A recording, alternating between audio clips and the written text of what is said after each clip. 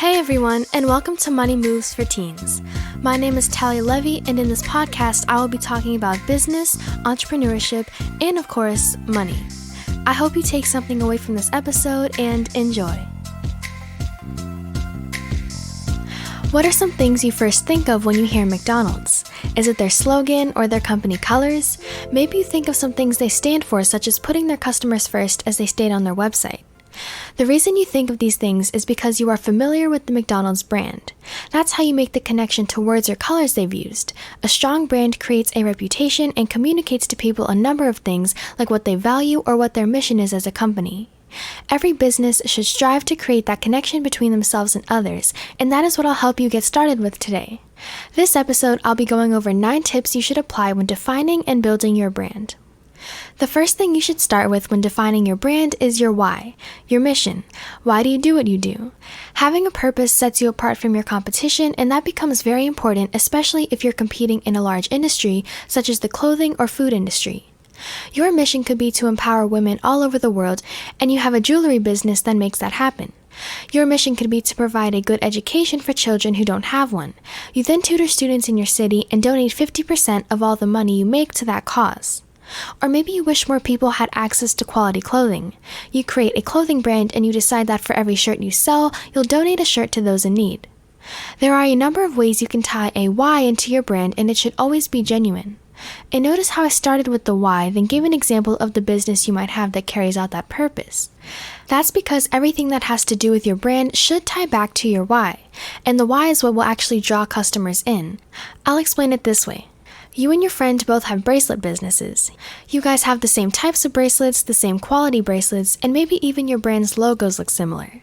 And let's just pretend your business is called the S Bracelet Company. What's going to set you apart from your friend is if you say the S Bracelet Company strives to inspire other teenagers to become financially independent and start their own businesses. Now, all the people that come across your business and align with your mission because they also believe there should be more teenage entrepreneurs are more likely to support you because they agree with what you stand for.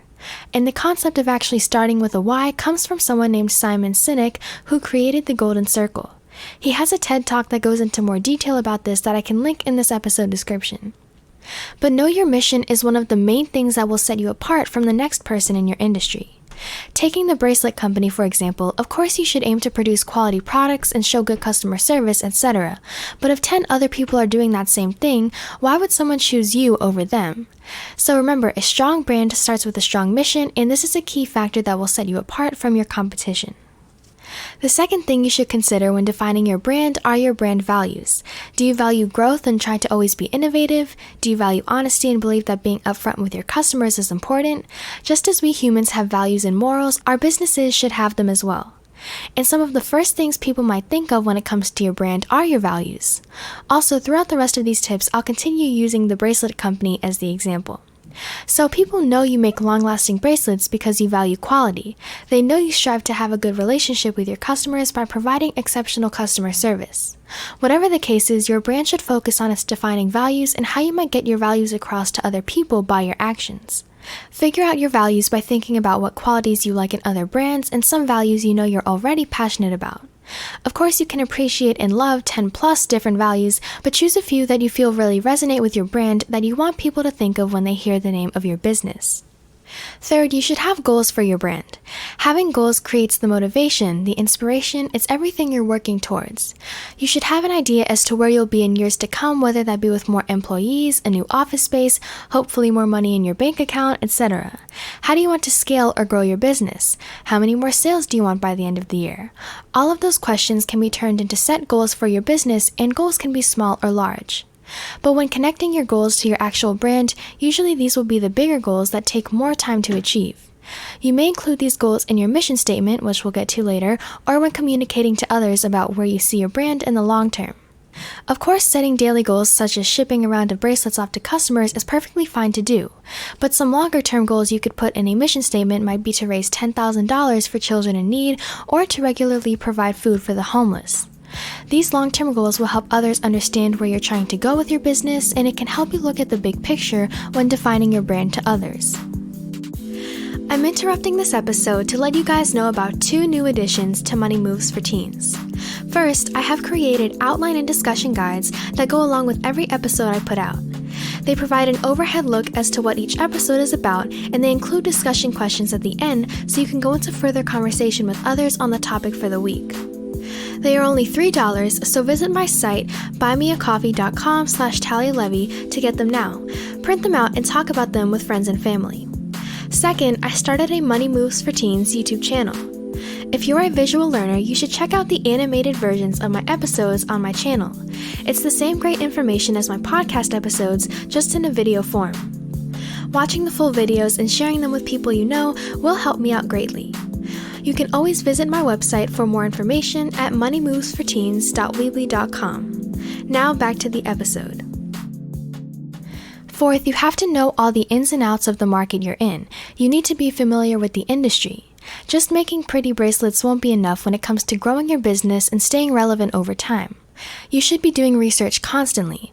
Learn who your competitors are, who your customer is now and how that might change in the future, what the trends are, the amount of money this industry makes as a whole every year, and more. Educate yourself on the space you're in because gaining that knowledge will help you understand where you need to make changes and really, in the end, stay relevant over time, constantly receiving business. If charm bracelets are in now and you start your business making those and successfully sell them, that's great.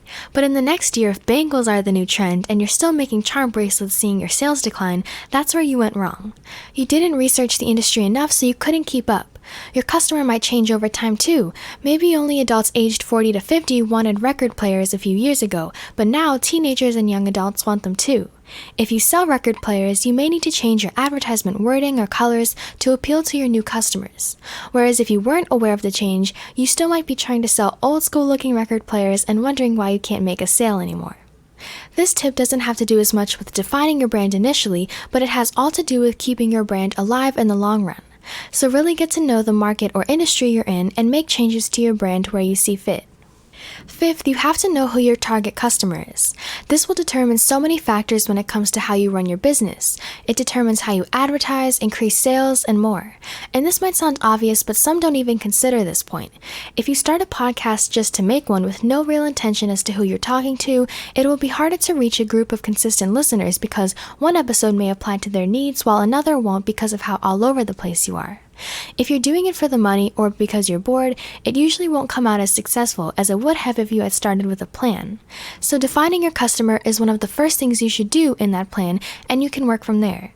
And as I was talking earlier about learning your industry, I mentioned your target customer may change over time.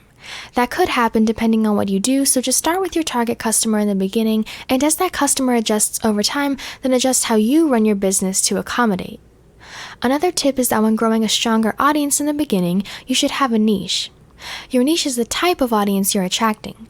For my podcast, my niche would be teenagers who want to learn about money and entrepreneurship because that is who my episodes are made for. I do have people that aren't teenagers listening, and that may be because they're parents that want to listen to the information too. So defining your niche doesn't mean shutting everyone else out, it just means you're focusing on a specialized group of people. My podcast is specialized for teens. So in the beginning stages of defining your brand, you have to know your customer. Sixth, you have to define your brand's personality. All humans have personality, and that's one of the main reasons people want to engage in conversation or work with you. It's because they like your personality. So of course your brand has to have one. You can show this through the colors you choose, the fonts, the imagery, and more. Your brand personality should be so strong it speaks for itself. Shades of gray and simple colors might show you're a minimal brand. Bright colors that catch your eye may communicate you're a fun, energetic brand. So just as humans are attracted to each other because of personality, people can become attracted to your brand through this element. And remember, just as people don't always like your personality, they won't always like your brand's personality. If the way you talk on your website has lots of jokes thrown in, not everyone is going to like that, but others will. And just how you wouldn't change your personality to please other people, don't change your brands either, because having a defined one will work out much better in the long term rather than if you jump all over the place changing your colors and fonts every month. Like brand values, this concept should also be one of the first things that comes into people's minds when they hear the name of your business. 7th, you have to be consistent. Repetition is key. Being consistent with your advertisements, your values, your colors, your fonts, etc. are big defining moments when it comes to your brand. If I first saw a flyer for the S Bracelet Company this week, the next week I got handed one of their business cards, I should be able to make the connection that they're one brand, not only by looking at the business name, but by everything else as well. Successful companies put this element into practice. Everywhere you advertise, people should know it all ties back to your business and they can build on one another. They can learn the basics about you on a business card, then learn further about your business on your website. Doing this not only looks more professional, but your brand will stick with people more and leave a lasting memory of your business in their brains. I talked about the concept of repetition more in my last episode as I was reviewing the book, The Non-Designer's Design Book by Robin Williams, so I recommend listening to that after this one. Also, to learn all the ways you can advertise to others and practice consistency, I suggest listening to my 5th episode where I went over 6 ways you can advertise your business to others. So remember, be consistent across all of your platforms so that people make the connection, everything ties back to your brand, and so that your brand sticks with them more. 8th, you should create a mission statement. A mission statement will contain what your business is, what you wish to achieve as a business, and how you plan to get there. This statement can be more than one sentence, but it should concisely summarize your brand in an understandable way for others. So once you figure out your mission, customer, goals, and values, as we talked about earlier this episode, as well as how you plan to reach those goals, you can start on your mission statement. Research other companies' mission statements to gain inspiration and then make your own.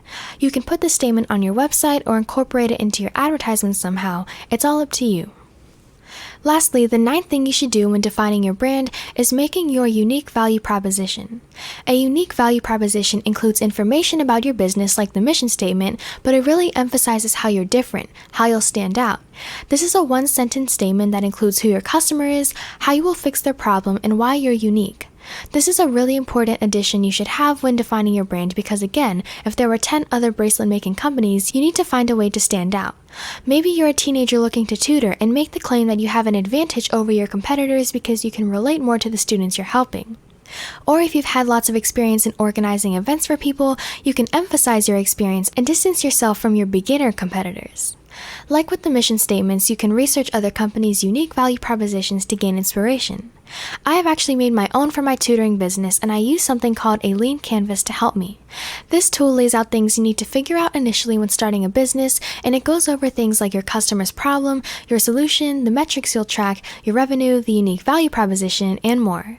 I plan on dedicating a whole episode to how I plan my business out with this tool, but I can link it in this episode description if you would like to check it out now. Again, it's called the Lean Canvas, and I mentioned it because that's where I was first introduced to the unique value proposition, and I recommend checking it out for guidance when creating your own. So remember, this point explains who your customer is, how you will solve their problem, and why you're different. That was all for the 9 points I had when it comes to defining your brand. You should decide your mission, values, and goals. You should know the ins and outs of your industry, who your customer is, and how you will show your brand's personality. And lastly, you should show consistency across all platforms and create a mission statement and a unique value proposition. Remember, defining your brand and its identity is so important when it comes to growing your business and communicating to others what your purpose is.